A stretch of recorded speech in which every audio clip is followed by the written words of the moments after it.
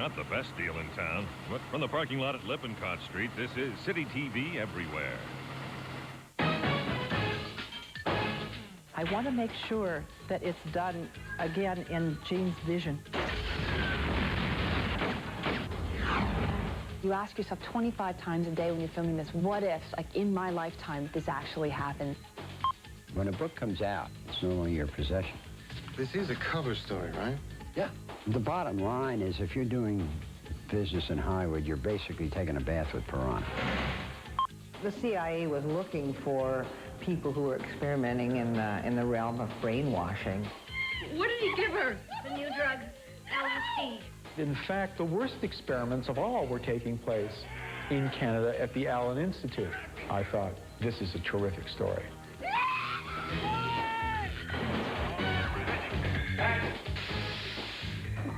Take two. Well done, guys. Good stuff. And action! Action!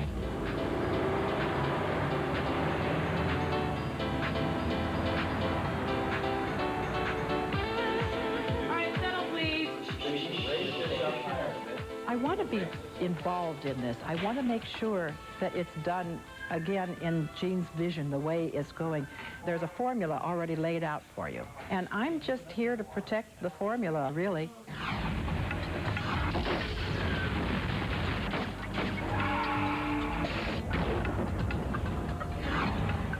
It's a wonderful fantasy because you ask yourself 25 times a day when you're filming this, what if? What if, like in my lifetime, this actually happened? Why have the Talons come to Earth? Your planet is at an evolutionary crossroads. The human species has arrived at this crucial moment when you must take the next step into uncertain frontiers. It fits into a fairly established genre. I mean, it's partly futuristic science fiction, but obviously it's a struggle of good and evil, of us and them. It is the year 3 AC, 3 years after the companions have landed, AC. It is a world in the not too distant future, so it is a world we recognize. The Talons are an advanced species, advanced beings. They've been around much longer, much more advanced. They live life at a much higher level, spiritually, scientifically, literally, metaphorically, every way that you want to think of. We've not heard from Commander Boone in the time allotted, Don. Perhaps I should monitor the situation in person. These are a gentle people. We've studied Earth for, thousands of years, and we've kind of pinpointed who they are, and now we've come down to teach them about who we are. I think there are a lot of surprises along the way, and we learn a lot more about Earthlings than we thought we knew.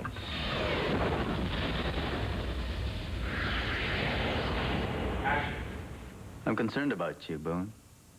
Wonder how you're adjusting to your new life. Living alone. It was conceived in 1976, 77 by Gene Roddenberry. And it was a project that he was hoping to move forward on. And then he got the word that they were going to make the first Star Trek film. So he kind of put it on the back burner.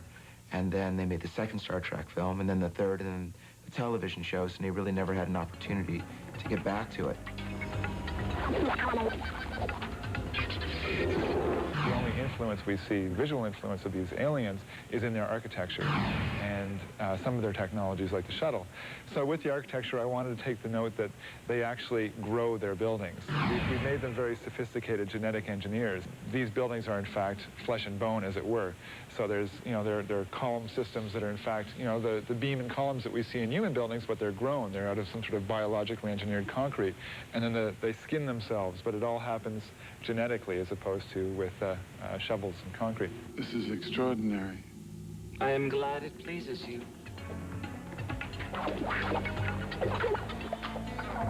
The family of effects that Caliber is responsible for the show is basically the look of the Talons, which is an alien race in Earth. The environmental effects, which includes a lot of map paintings, 3D map paintings, just establishing and expanding the world in which the show takes place. We're trying to do something different. We're trying to do something that no one's seen before, whether in features or television. If we can do a half of what the original Star Trek and the other shows and movies have done, you know, we will have touched a lot of people. One of the reasons I wanted to do this was really to continue his vision and not let it get so out of hand. I mean, after all, you know, our galactic telephone may be ringing, and the question is, do we dare answer it?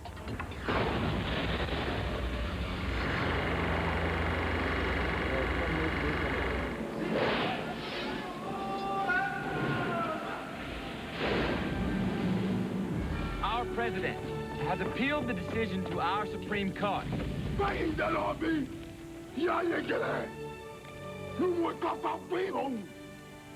have to try the case again.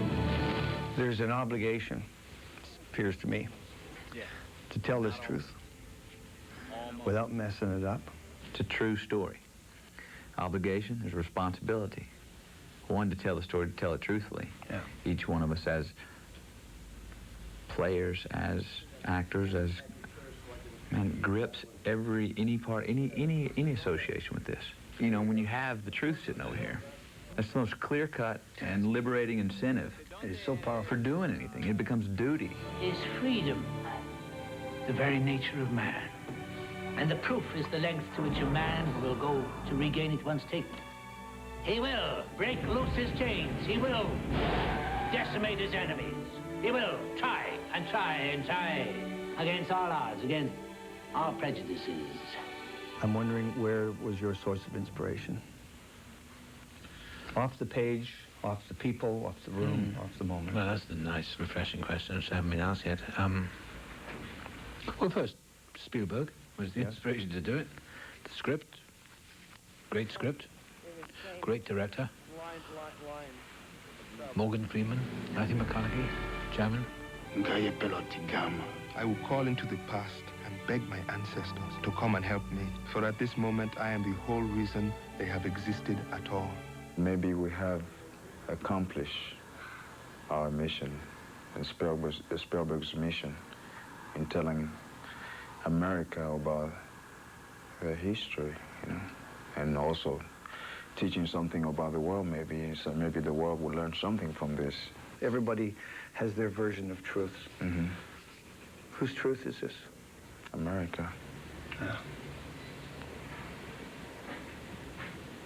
America.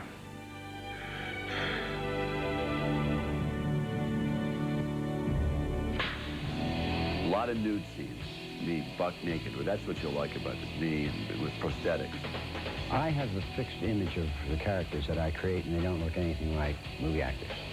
I never think about movies when I'm writing a book. We're doing a pet food commercial. Movie television. Oh, right. Wow. Good. Shots off. Drink milk, love life fresh and cold. Make more of your energy. Drink milk, love life to all you do. Living with vitality. Drink milk, love life. Drink milk, love life. Drink milk, love life. Drink milk. Drink milk, love life. Drink milk, love life. Drink milk, love life. Drink milk. Channel the fresh taste, allowing ripe tomatoes, onions, and vibrant jalapenos to dance your taste buds to the pleasure world. Pace, thick and chunky salsa, the fresh taste that attracts all kinds of dips. Ah, fresh calm salsa waves.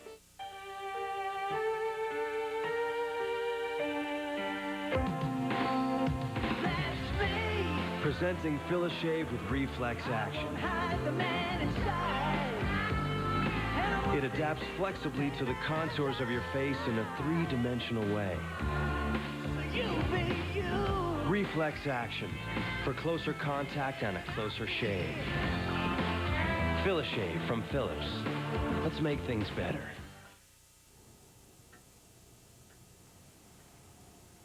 Stay. Stay. Stay. Stay. Fido's got a really neat present for you this Christmas. A Nokia handset for just $100, plus a microchip valued at $50, free. Fido's looking great for Christmas, because you are the master.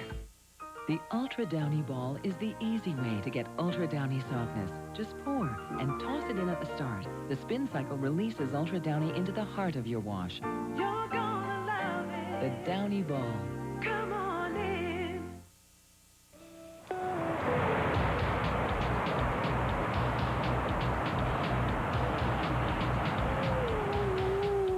What is this for? Much music? Movie television? No, what? We're doing a pet food commercial. Movie television. Oh, right. We're only minutes away from civilization, but in fact it feels like we're in the middle of nowhere in the GVRD, the sort of Seymour demonstration forest. This is producer Bill Thumb on the set of Rupert's Land. This is a very popular place, isn't it? It's like having our own backlot up here. I think they did something like 400 days of filming up here last year. Yes, sir. Rupert, the English brother, shows up from England. And a road trip ensues, and they get to know each other. They become reacquainted. They find out some historical facts about each other that they didn't know, and a lot of tragedy and comedy ensue. Whoa. Roy. Gas off! Check, please. Table 12 in flames. This is a low-budget, quick film, and we have 5 weeks to shoot it, but I imagine it wouldn't be any different in England. I mean, what is different is that there's an awful lot of other stuff going on. You didn't stick the whole cow on at once. How can you feed on that? Oh, sorry, I've lost it. I was attached to it, actually, since I first heard the pitch from the writer, Graham Manson, 4 years ago. He told me a one-liner. I said, great, that's mine. What did he say? What was the line, remember? He said two half-brothers, one British, one Canadian, going up to Prince Rupert to bury their father. So there was a winner. Wow. There's our writer, right? We're very proud of him. Look at him. See, look at how much food he's got in his plate. And I don't know that we budgeted for a writer actually eating on our set. Or to actually have a writer on the set. Exactly. I know, it's so rare. Whoa! Hello. Nobody tells me anything. Well, you're a hermit, Ivan. The boys are going to the funeral of their father, and I was their father's best friend, and turns out, you know, they need to sort of touch base with me and for some cash. It's a departure for me, you know, certainly playing like a countercultural character, you know, a pot farmer, you know, whacked out, crazy hermit. Rupert, relax. Just a little weed. That is not a little marijuana. It's a wardrobe thing here. Why were they looking at your? Why were they looking down here at you? Everybody was standing. Well, I'm well endowed as a young man. I was in the Navy for a while. So what do the Lugans do? You're the oldest brother. He's the oldest brother. Okay. Of you? I didn't know that. It's the last day of shooting. I didn't We're know two that. idiots, You're a but Lugan. he's like tougher than us. And the Lugans are what? Are they? We're the clowns. Yeah. Yeah, we're the clowns. Are we the clowns? Yeah, I'd say so. I'd say so. God, I haven't driven one of these things in years. Hope you can. Well, you're just gonna steal it. Don't bring it back. There are certain things that take a lot more time than usual. Like, I mean, there's a lot because it's a road movie. There's a lot of stuff in cars, and when you're shooting in a car and you forget your lines, you have to go round again. Otherwise, the background doesn't match. I love shooting in a car. A car enables you to kind of focus. Just ask them if they have some grapefruit orange. Excuse me. Could we trouble you for some mustard? It's a piece of me. I grew up on the West Coast. Love being around the water. And the fact that it is a local story means a lot to me. We're not substituting BC for Washington. We're actually, this is BC for BC with Canadians as Canadians, oddly enough. I've worked on American gigs that have afforded me the chance to move around a little bit to different countries, but the cool thing is they're coming here. This is beautiful. And when they come here, they're looking for you. Hopefully. And you, and all of us who are trying to make yes. bread As and you butter. can tell, we go up for the same roles. So, it just depends whether they want a short guy or a old guy. You two are so lucky. Mwah, mwah. You want a divorce? Then it'll get ugly. I can do ugly.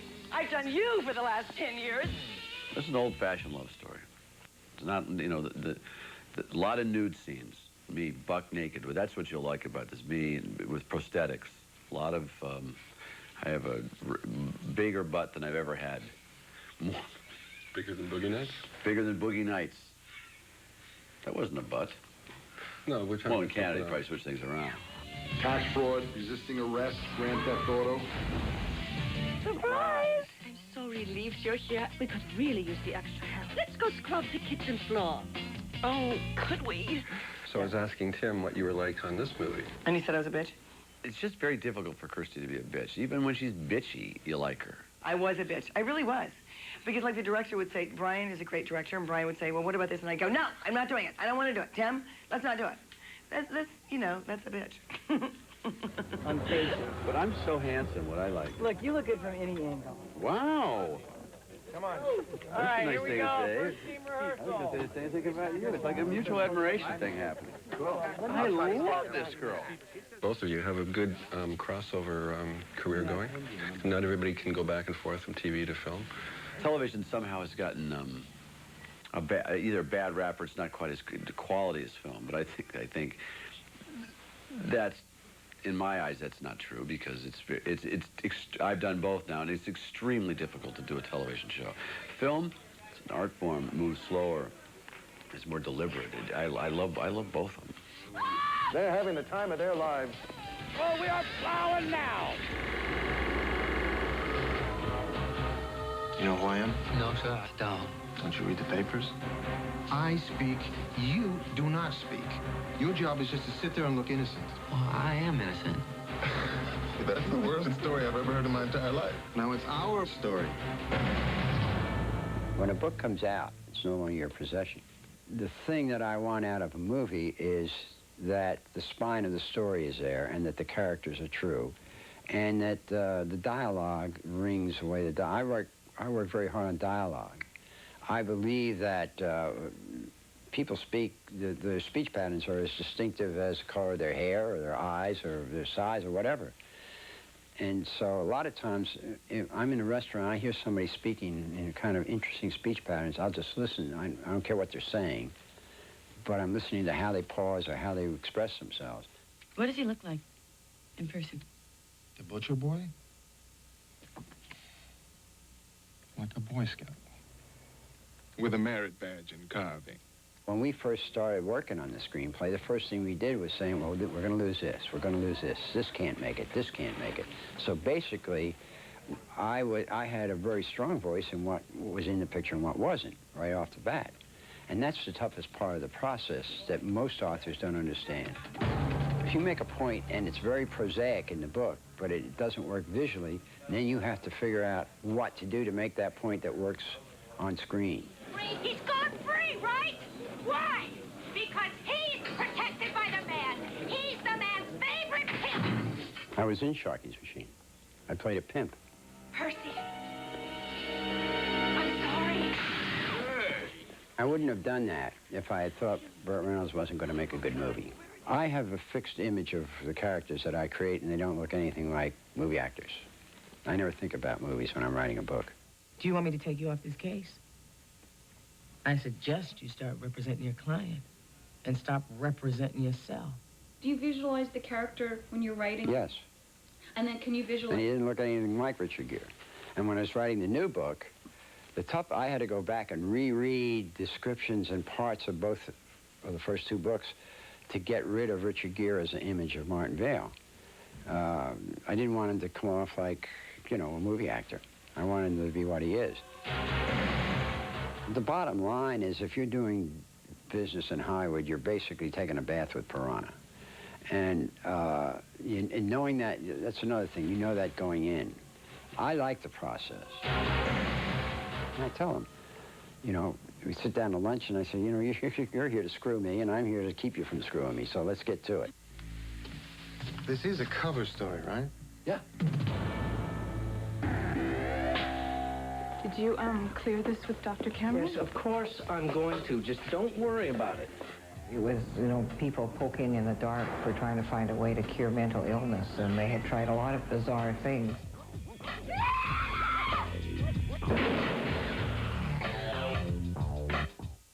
You won't believe how much this McChicken cost me. Let me guess. 89 cents?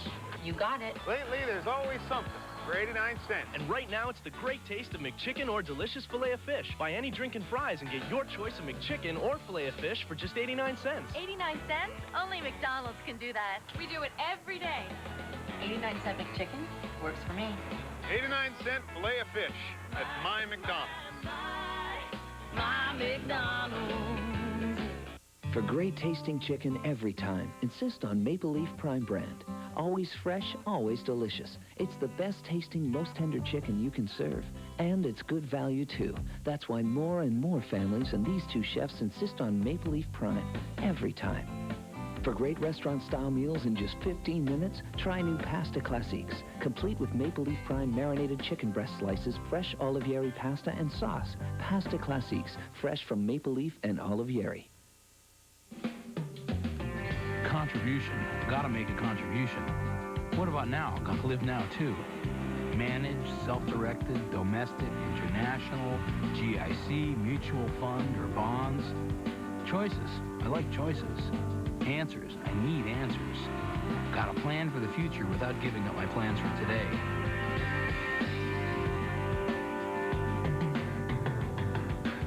TD. We're here to help make it easier. This new soup? Mm-hmm. It's from Campbell's. Yeah, it's fresh. Fresh? Well, I mean, it's cooked, but it's... Fresh? Fresh, yeah. Cooked and fresh. Oh, yeah.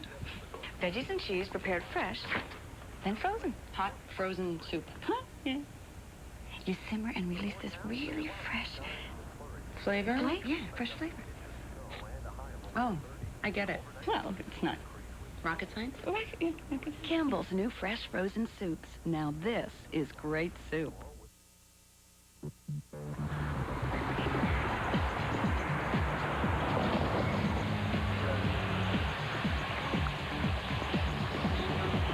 prison here is doubling as the asylum of the 50s for the sleep room. It's quite grueling inside. And action. My God, it's like a prison. It's barbaric. Yes, it is. Your daughter's very lucky. You can afford better. This actually is Dr. Ewan Cameron, which is the character I'm playing. This is his first scene in the film. He's been hired by a very wealthy man to go and get his daughter out of this decrepit insane asylum and move her to a more luxurious insane asylum, the Allen Institute, which is what the whole film takes place around. Don't worry about that, Nurse Kelly. Just do your job and make sure they get changed on time. Okay? Mm-hmm.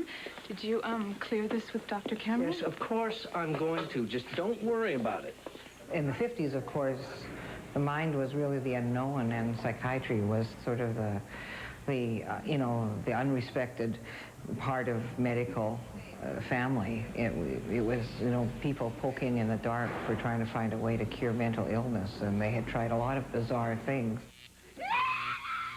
From about the 30s on, and in Canada, starting in the 50s, and led by Ewan Cameron and some other people, there was a move to treat the insane as sick people, not spiritually disturbed people.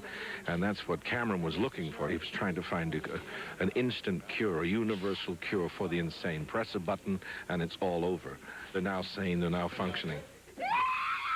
In essence, I have discovered that by repeating a statement over and over again, we can break through a patient's denial, no matter how firm that denial may be. The CIA was looking for people who were experimenting in the realm of brainwashing. Now, Cameron was already doing his experiments and his treatments on his patients, and they became aware of it through hearing him speak, and so they approached him to fund his, particular theory. The Allen is a unique institution, Mrs. Farmer. We do not think of it as an asylum, but as a hospital like any other, and we try to treat our patients accordingly. Well, the CIA was convinced that the Chinese and the Russians had come up with these techniques of being able to brainwash people into doing whatever they wanted them to do. And so they were worried whether it was Korean prisoners of war or U.S. diplomats or U.S. spies, they'd be captured and they'd be able to turn them into whatever they wanted to. And the CIA wanted those techniques as well. The New York Times really broke the story, saying that as a result of Freedom of Information access to documents from the CIA, that the CIA had been funding these covert operations, primarily in the U.S. And suddenly there on page 36 or something, they discover, hey, this wasn't only taking place in the U.S., it was taking place in Montreal, Canada. And in fact, the worst experiments of all were taking place in Canada at the Allen Institute. I thought, this is a terrific story. Oh, this is the sleep room. It's called the actual sleep room, and there was a sleep room in the Allen Institute. And this is where the patients were subjected to Dr. Cameron's famous psychic driving, where you were locked into a room and with a helmet put on your head and locked on your head and subjected to 20 hours a day of a repeated message in your ears, and you were kept asleep with drugs.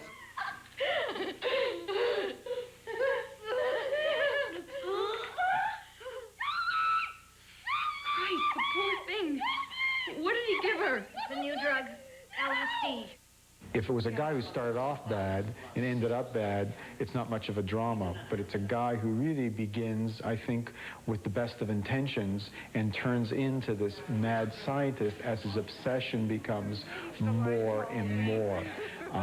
So for drama, that's perfect. Do you not understand what kind of damage you're inflicting here? I will do everything I have to do to cure my patients. The oaths we took. Dr. Cameron is primum non nocere. Above all, do no harm, and I will not break it to serve your ego. I will not break it, period. These things cannot be forgotten. We cannot forget what people do to others when they harm them, you know. To the death of the medieval asylum and to the birth of the modern mental hospital, I ask you to raise your glass.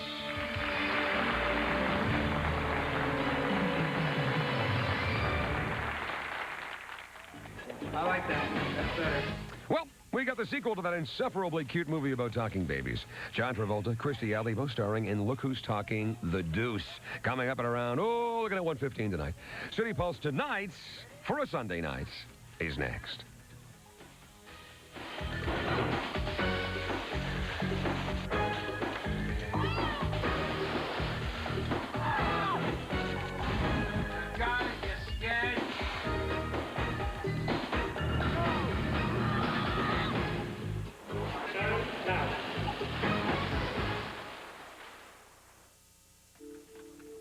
Every now and then, I like to get away to somewhere new.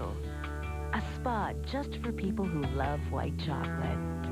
I warm up with a little stretching, enjoy some relaxing aromatherapy, followed by a dip in a creamy white chocolatey whirlpool.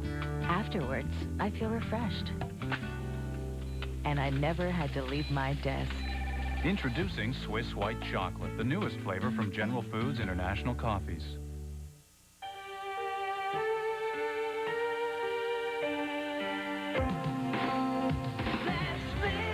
Presenting Fill-A-Shave with Reflex Action.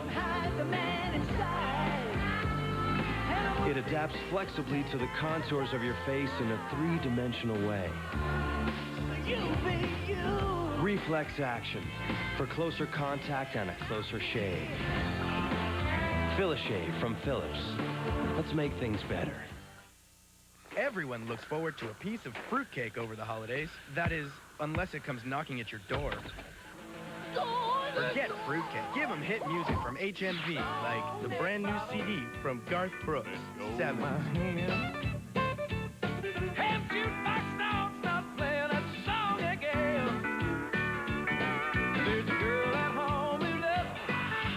This year, there'll be no more silent nights when you give the gift of music from HMV.